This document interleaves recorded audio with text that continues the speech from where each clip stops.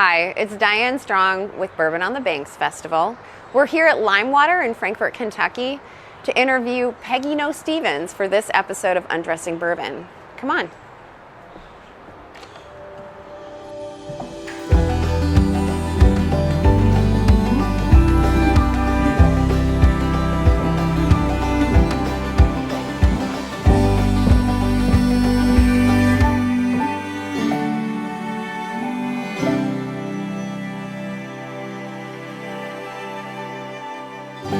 Peggy Noe Stevens, thank you so much for joining us for this episode of Undressing Bourbon, bringing it home. Well, thank you for having me. I'm so excited to bring it home with you and learn some more about you.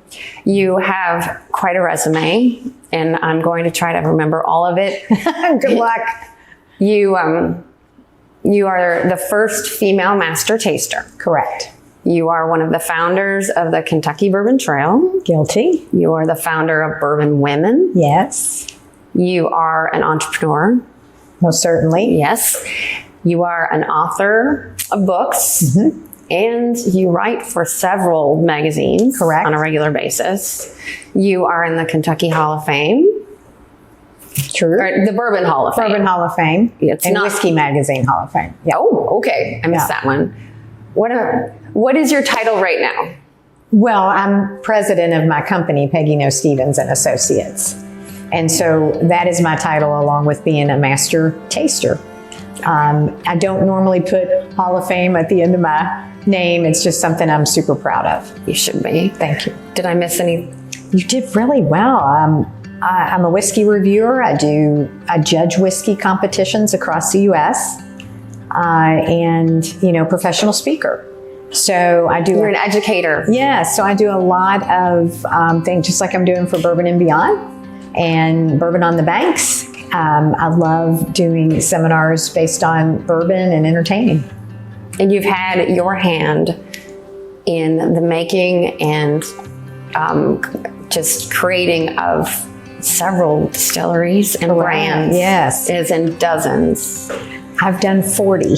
Wow. I've had my company for 16 years, and we've done 40 projects that we have literally developed experientially, visitor centers, tour scripts, retail. We do the architecture, conceptual of the distilleries on the consumer standpoint, and tasting programs are really our specialty.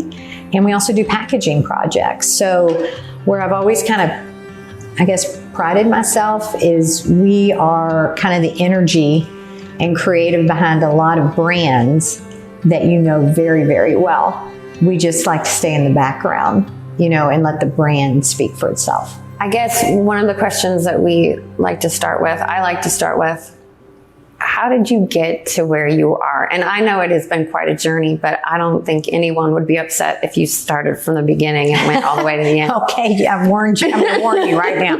But you said the perfect word. You said journey. Yes. Because it has been a journey. I wasn't always crystal clear where things would take me. But I hope that I leveraged opportunities along the way. And so, born and raised in Louisville, but I actually went to college at UK. And that really started my career in a way because I had an internship with the Hyatt Regency in Louisville. So I got into the hotel business right out of college because I literally could not find a job. I was in strategic communications and PR.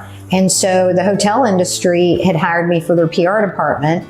And then when I graduated from college, I went to the Louisville Hyatt, and the only job they had available was convention services and event planning, et cetera. And so I thought, well, I needed a job. I was absolutely broke.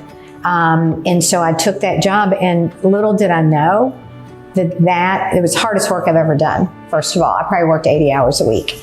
All hours of the day and night, get to the hotel at 5 a.m., leave at midnight. And, and I thought, well, this sounds pretty good. I'm going to become a general manager one day. That's probably what I'll do. But it was the best boot camp training because I learned all facets of food and beverage, spirits, wine, event services that paid off. And then when I was transferred to Chicago, Hyatt Regency. That gave me a little taste of the big city life. And it was a very big hotel. I was in sales at that time. I had moved onto the sales side. So I thought it gave me great account, kind of sales account background, and I still used all of my organizational skills. So that being said, when we moved back to Louisville, I was offered a job. Actually, we went from Chicago to Lexington. I was offered a job because Woodford Reserve Distillery was starting. And I literally worked for the Brown Foreman for a long time, 17 years actually. So real quick. Yeah. What did you study at UK? It was strategic communications and PR. Okay. You told this story, and I just want to rewind a little bit because this is one that I really thought was important, especially for kids right now.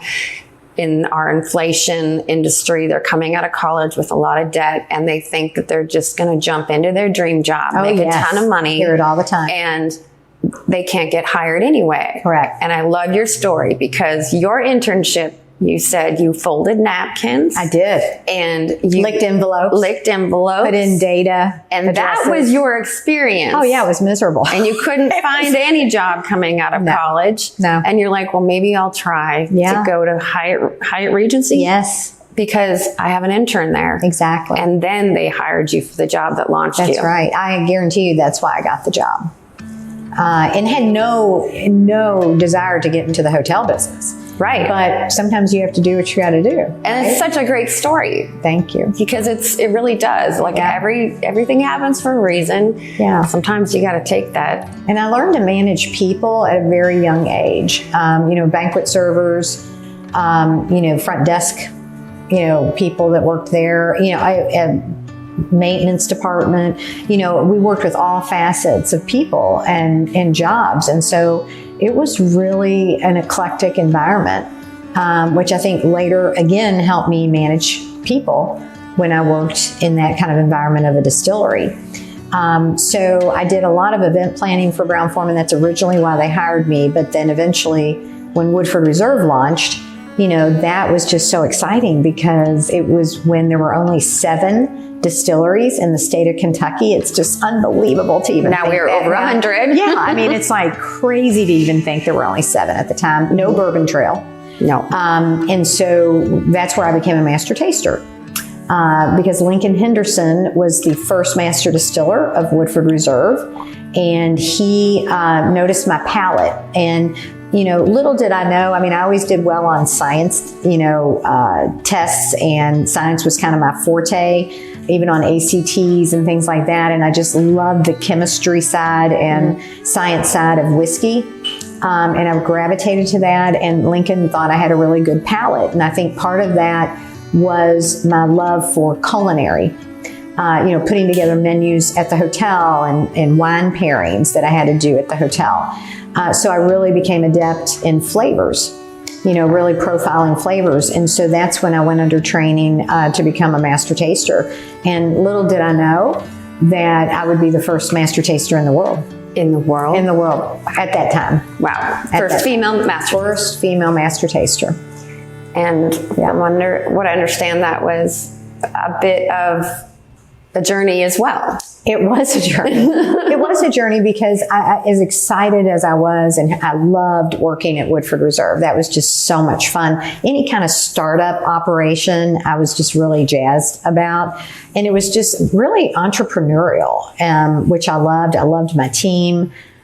We just had a lot of fun. But when I became a master taster, although I was very honored, it was kind of shocking to me. And it almost took me back because the newspaper picked it up that I became the first female master taster, and it hit like over 90 papers because it was such big news.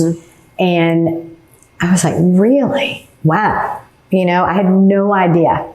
And so I am thrilled today, when I know a handful of master blenders and master tasters and master distillers, all female. I love it because that tells you how far we've come. And you kind of opened the doors for them. I tried. It's something that I don't think women would have even thought was an option, right.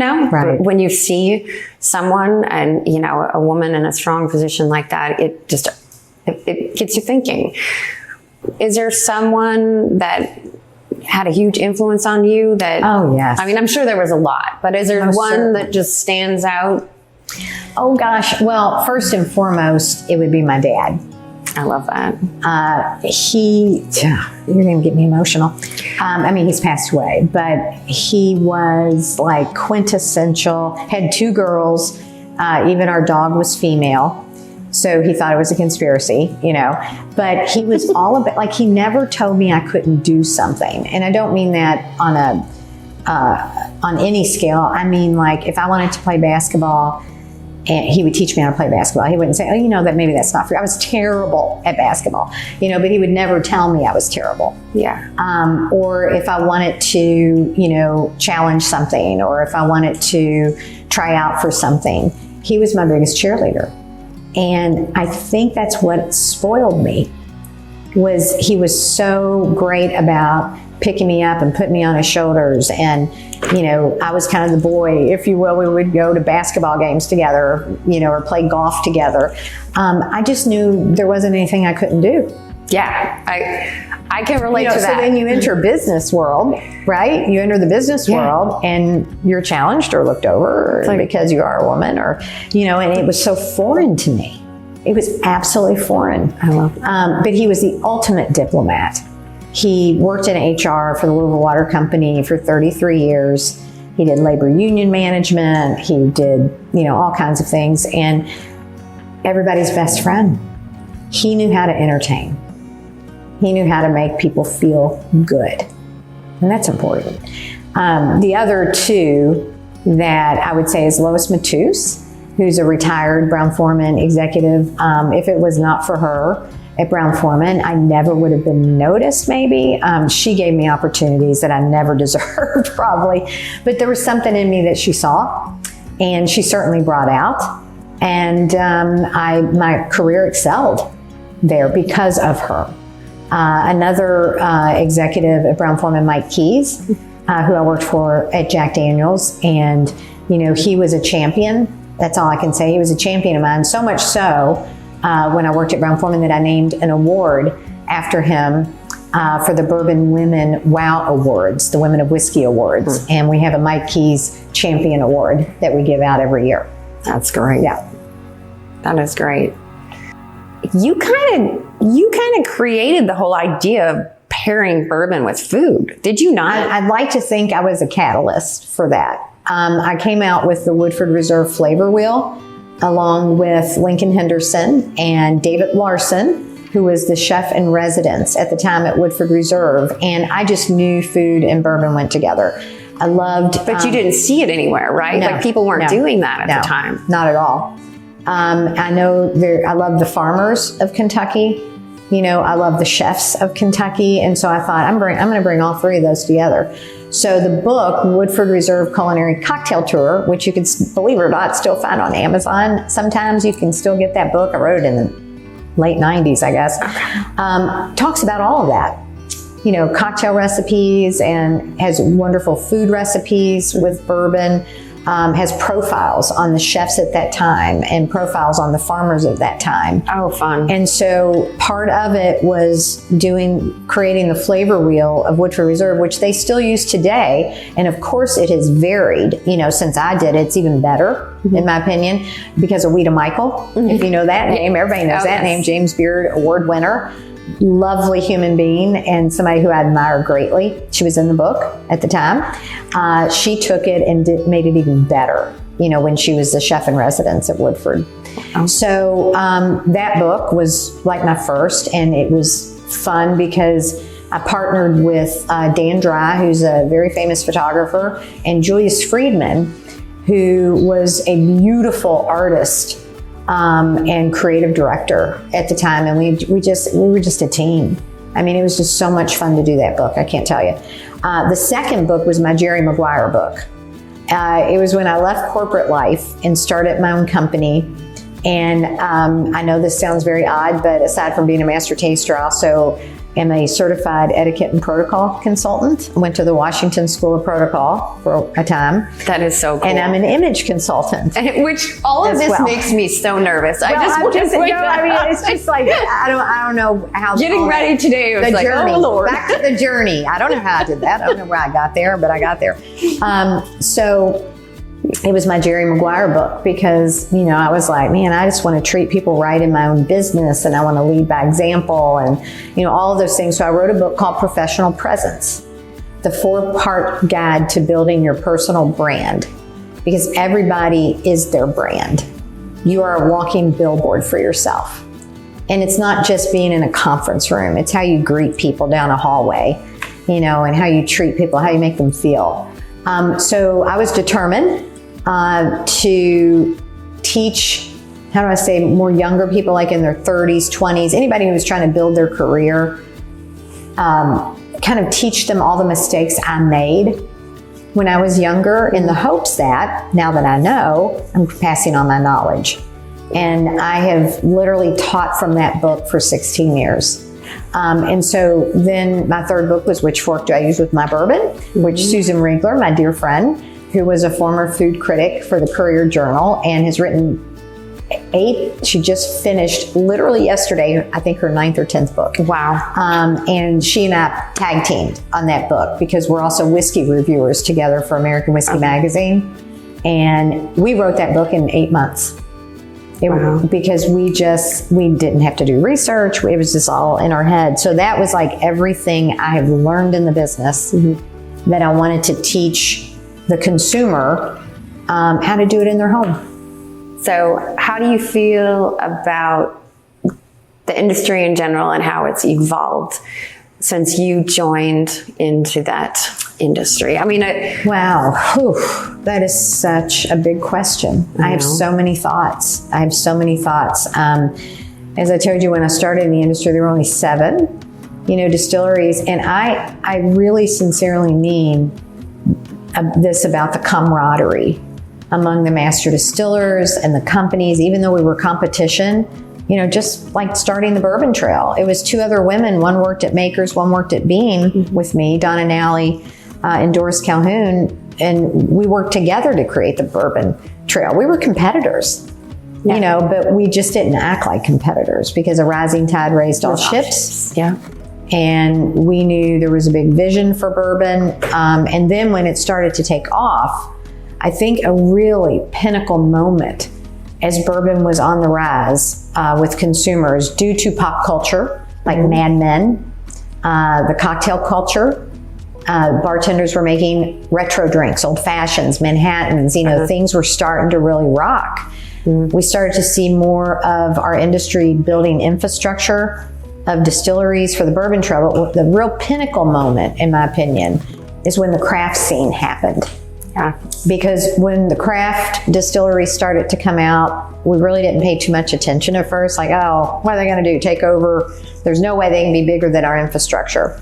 But the more people got into craft, the whiskey wasn't great at first, but then as it came along and got better and started to age and more craft distillers, all of a sudden we had to take notice. Yeah. And they changed our industry. And do you know how? How? Because of innovation. They weren't afraid to do what was different than anybody else. Experiment. They weren't afraid to, because all that corporate structure of all the original 7, I'll call it, you never heard of a finished whiskey. Mm-hmm. You never heard of doing anything different to the barrel. And so I think they pushed us in innovation, which I think is a good thing. So that growth of the industry has been insane. The very fact that the Bourbon Trail's over 2 million people, mind-boggling from a tourist perspective. And then there's the tourists themselves. They were completely satisfied in the 1990s going on a tour, and there's, grains, there's yeast, there's a fermentation vat, and just learn the basics. Now they're big nerds. Oh my God. They know more than I do, literally. And they not only want to know the grain, they want to know what type of corn, what varietals, Where it was grown. what's the soil, what's the terroir, what's the barrel, everything about where in the barrel warehouse, and is that in warehouse E or H? And I'm like, hell, I don't know. I mean, it's wild. So what do you think about the industry and how it's evolved for women? And I mean, not just leadership, but also the women who drink bourbon. Well, I am extremely hopeful. I think that not only for the women that want to be in the industry, in fact, that's one of the beautiful things that have happened over the years with Bourbon Women. We have now a foundation, Bourbon Women Foundation, that we supply scholarships. This year we got 50 applications for scholarships for women who wanted to get into the industry. And then we don't just get them in to teach, we mentor them along the way. So it's very sought after. So I love to see that energy of women that want to come into the industry. I love to see women with these titles in production specifically, but also marketing.